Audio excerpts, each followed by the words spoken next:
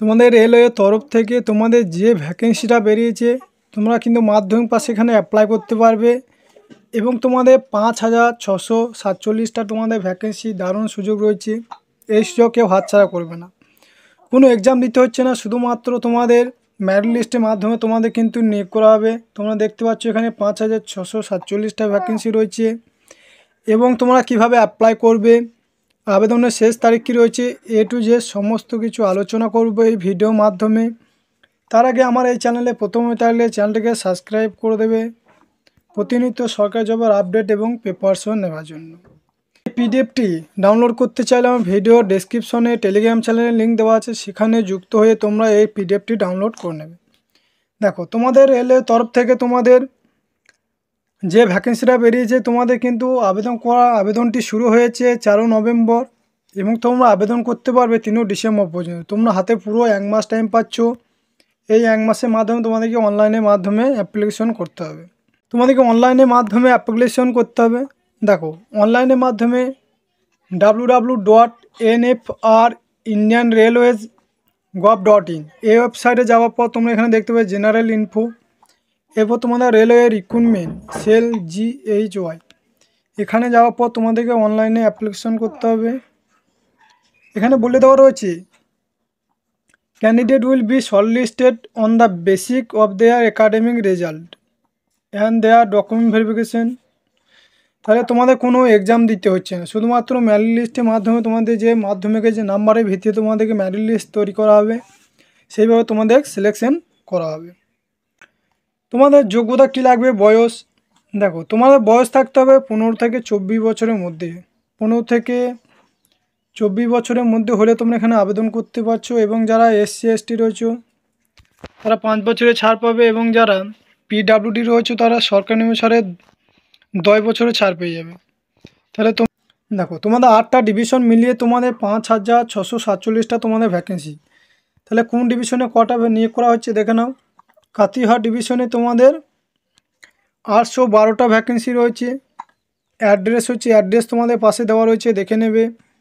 আলিপুরদুয়ারে তোমাদের 413টা vacancy, address এখানে দেওয়া রয়েছে, ডান দিকে তোমরা দেখে নেবে। এরপর রঙ্গিয়া 435টা ভ্যাকেন্সি। এরপর তোমরা লাংডিং 950টা ভ্যাকেন্সি, তিনসুকিয়া 580টা ভ্যাকেন্সি। এরপর তোমাদের নিউ বঙ্গাইগন ওয়ার্কশপে তোমাদের 982টা ভ্যাকেন্সি। এরপর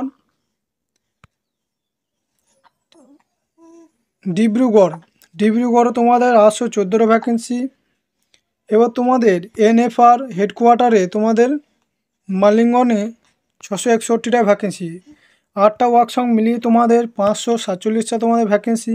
টোটাল তোমাদের 8টা ডিভিশন মিলিয়ে তোমাদের 5647টা তোমাদের ভ্যাকেন্সি রয়েছে। এবং তোমাদের অ্যাপ্লিকেশন ফি কত লাগবে, দেখো তোমাদের 100 টাকা অ্যাপ্লিকেশন ফি দিতে হবে এবং যারা SC ST রয়েছে তাদের কোনো অ্যাপ্লিকেশন ফি লাগবে না। এবং তোমাদের যোগ্যতা কী লাগবে, তোমাদের মিনিমাম 10 পাস হতে হবে, তার সাথে তোমাদেরকে ITI সার্টিফিকেট থাকতে হবে। ITI সার্টিফিকেট থাকতে হবে এবং তোমাদেরকে 10 পাস হতে হবে, তাহলে তোমরা এখানে আবেদন করতে পারছো। এবং যারা মেডিকেল ল্যাবরেটরি টেকনিশিয়ান পদে আবেদন করবে বা মেডিকেল ল্যাবরেটরি টেকনিশিয়ান রেডিওলজি, তাদের এখানে 12 পাস হতে হবে, তার সাথে তোমাদেরকে ফিজিক্স কেমিস্ট্রি এবং বায়োলজি 50% মার্কস নিয়ে তোমাদেরকে পাস করতে হবে, তাহলে তোমরা এখানে আবেদন করতে পারছো। এবং যারা মাধ্যমিক পাশে আবেদন করবে তাদেরকে 50% মার্কস নিয়ে তোমাদেরকে ITI পাস করে থাকতে হবে, তাহলে তোমরা এখানে আবেদন করতে পারছো। তোমাদেরকে ডকুমেন্ট কী কী লাগবে, দেখো স্ক্যান ফটোগ্রাফ, তাহলে তোমাদেরকে রিসেন্ট পাসপোর্ট সাইজ ফটো তোমাদেরকে আপলোড করতে হবে। এরপর তোমাদেরকে সিগনেচার আপলোড করতে হবে। ডকুমেন্ট হিসেবে তোমাদেরকে মার্কশিট বা ম্যাট্রিকুলেশন সার্টিফিকেট, তারপরে তোমরা যারা HSE আবেদন করবে তারা HSE মার্কশিট বা সার্টিফিকেট আবেদন করতে হবে। এবার certificate of proof, date of birth, জন্ম তারিখ প্রুফ হিসেবে তোমরা সার্টিফিকেট দিতে পারো।